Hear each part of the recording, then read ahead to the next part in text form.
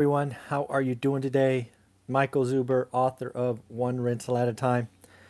And as you know, I have been in the real estate game for better part of 20 years. I've been studying real estate going back in time to really what happens in the real estate market, what happened during the Great Depression, what happened in the 80s with tax changes, things of that nature.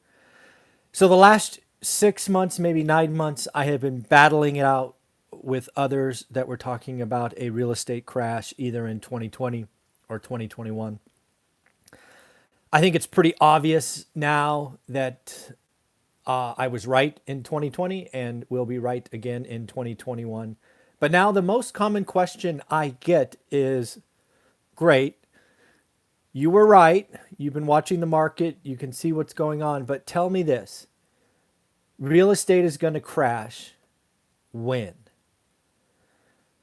Well, let's let's get agreement so that instead of using words, we can actually use numbers so that we're on the same page. So let's call a crash 20%. Okay? So anything less than 20% is not a crash, at least in this example. And if we wanted to change it, if we wanted to make it 10% or 30%, we could do that. But for this conversation, let's just agree that a crash is 20%. And there is a lot of folks out there that are looking at the chart, the price chart, the fact that real estate was up 14.6% last year, the fact it is forecast to go up 12% this year, and just want to call a crash because, hey, last time price went up exponentially and it exploded, popped, catastrophe, all of those things. There's a lot of recency bias going on. But I want you to kind of walk through history with me and realize there are only three things that have caused housing crashes. Again, remember, 20%. So let's review those. And then you and I together can look at the current situation, current situation, and see if a crash is likely, and if it is likely, when it is likely. This is the important conversation. So I don't know if you know this. I spent a lot of time researching the Great Depression. The Great Depression is the first time that housing, single family homes, really fell in value and fell hard. Now, many of you may not know this, but one of the reasons it fell so hard is that single family homes were financed on short-term debt. They typically had 3, 4, or 5-year balloon payments. They'd pay a couple of dollars, and then at the end of term, 3, 4, or 5 years, a balloon would come due. That is obviously not very common today. We have 15-year fully amortized, meaning the balance goes to zero. We have 30-year fully amortized, it goes to zero. There are some balloon products on the market. But one of the reasons the Great Depression housing market got so bad is the employment picture in the economy got bad. And while people were still paying their small mortgage payments, they couldn't handle the balloon. The bank foreclosed, and then the bank had a run on the banks. So the first thing to realize is, should we ever go back and rely on short-term debt? Really think about what Dave Ramsey was doing in the 80s. Dave Ramsey has shared it many times. He was playing with millions of dollars in leverage with short 90 and 180-day periods. That works well until it doesn't, right? And then once the dominoes fall, you can't get out of the way. So when you think about the Great Depression and you realize what happened to the lending environment, I ask you this. This is the first one of three. With all of the loans that are in effect or done today, do we have a dominance of products that have balloon payments? And the answer, quite simply, is no. I talked to Matt, the mortgage guy, earlier in the week. Something like 99.1% of all loans are fully amortized loans today, even if it's 97%. We are not going to have this cascading of homes when their terms come due that they can't refi or restructure and move forward. So that's off the table. Okay, fine. So now let's talk about the 1980s. The 1980s saw perhaps the most punitive, focused, nasty tax changes aimed at real estate investors. Before the 1980s, it was very common for dentists, doctors, lawyers, high-income professionals to buy rental properties, and then as the paper losses came through, they could actually write it off against their income. That has since changed. They changed the rules. They created income thresholds. They blew up that environment, and guess what happened? The lawyers, the doctors, and the attorneys said, well, that was good while it lasted. I'm selling. So, is it possible that this current administration could, on purpose, focus, get nasty, get mean, and change the rules that have benefited real estate for the last several decades? The answer is yeah. I mean, I've been shocked at the stuff that's come through. They could go and do lots of things, but it would have to be nasty. I'm not talking simply eliminate 1031 exchanges. That would hurt. I'm not talking eliminate stepped up basis. That would hurt. I'm talking something so nasty like you can't write off interest. You can't deduct depreciation. You know, it would have to be so game changing that existing landlords go, oh my God, why would I own this anymore? Get rid of this. That's what happened last time. An elimination of stepped up basis would hurt. Real estate investors would complain, but you know what? It doesn't really hit them until they're dead. So they'd figure it out. Elimination of 1031 exchanges would have an effect at the margin. Maybe instead of laddering up to capture more depreciation, they do seller financing or something. Again, they would get around it. But again, is it within the realm of possibilities that the current administration looks at landlords and says, you're evil, you're bad, you're what's wrong with America, I'm going to change every tax advantage you have? It's possible.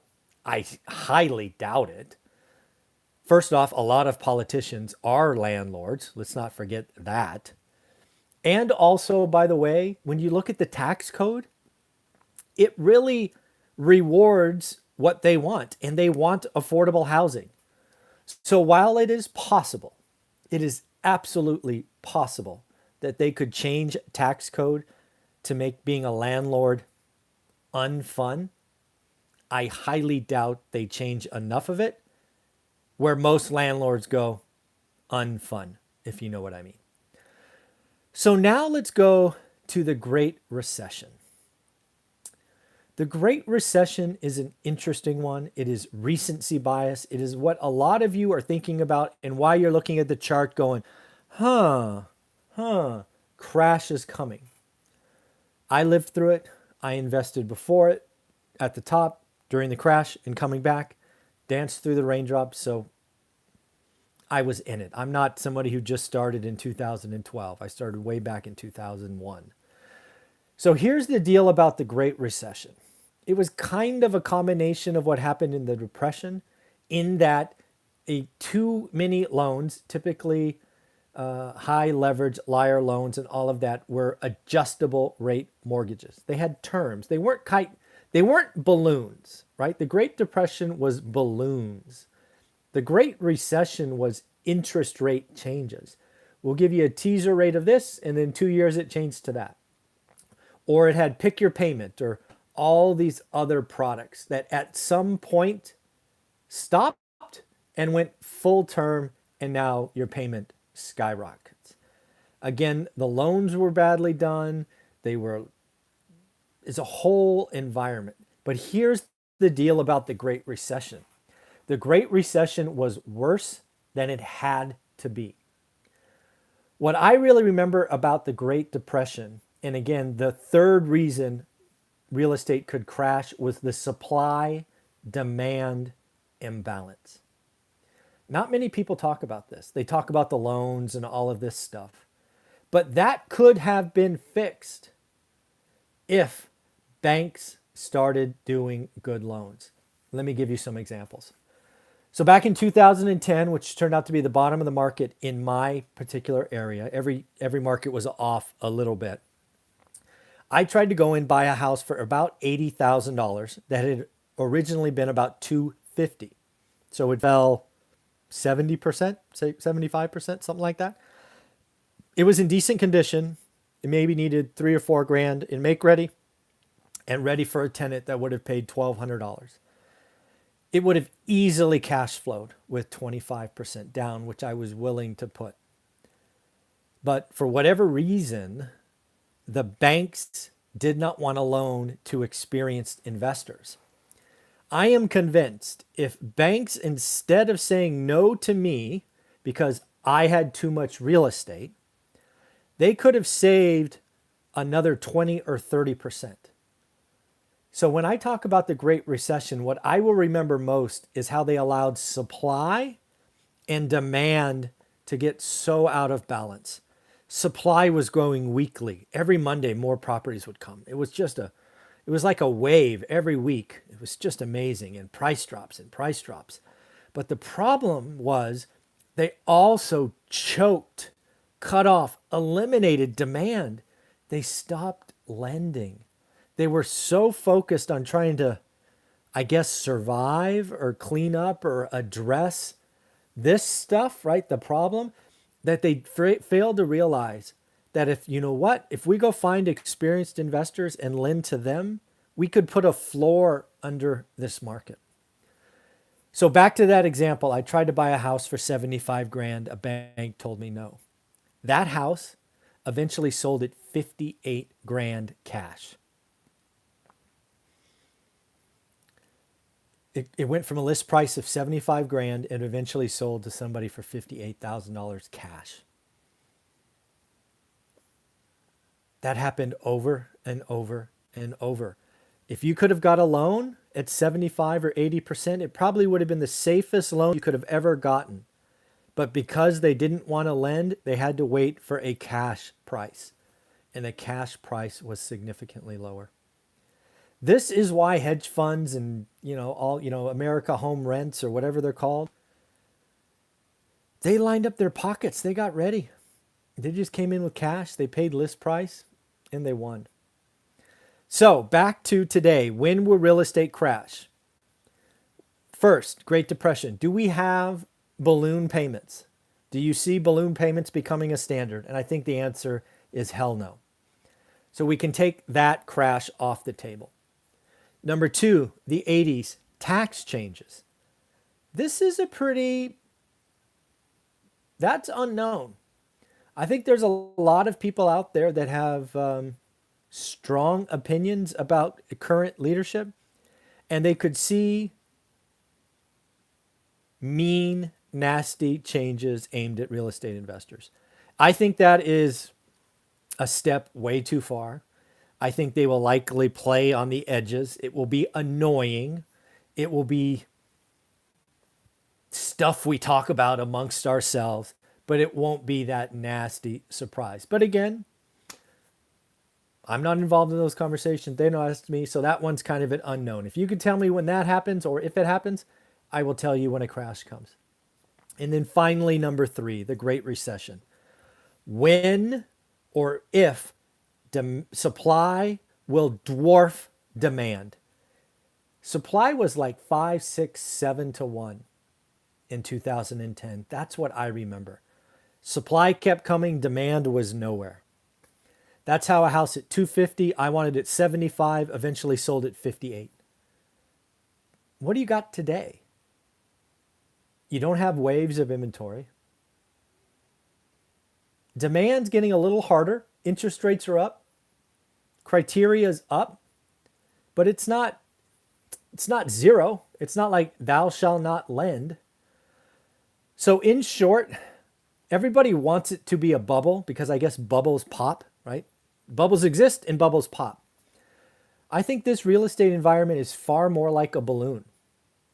I think it's just a balloon. And yes, the balloon is getting pretty big. But as demand, as lending changes, I think they're just going to stop blowing and the balloon's just going to get smaller and smaller. So what do I see coming? I see price appreciation slowing down. Price appreciation is going to slow down. Supply is going to build. It is going to build slowly. It is going to build month after month. We are going to go from 1 million to 1.1 to 1.2 to 1.3 million homes. And we're going to continue that journey until we get over 3 million active listings. It could be another 18 months until we get there. So in short, I do not see a crash. Remember way at the beginning, I called a crash a 20% drop suddenly within a 12-month period. I do not see it coming.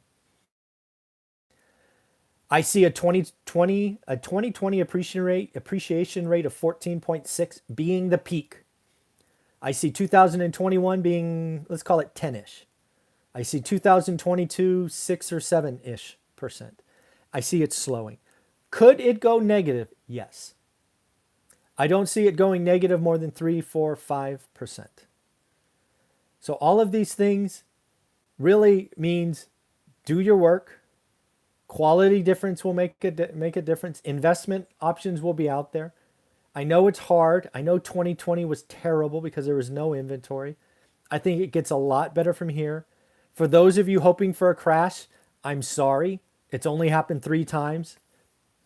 Debts, mortgages with balloons, not happening. Tax changes being mean, nasty, and punitive, maybe. 3, supply dwarfing demand, and that is just not where we are. Let me know what you think. Leave comments below. Have a wonderful day. Subscribe, thumbs up, give me some love. Take care. Bye-bye.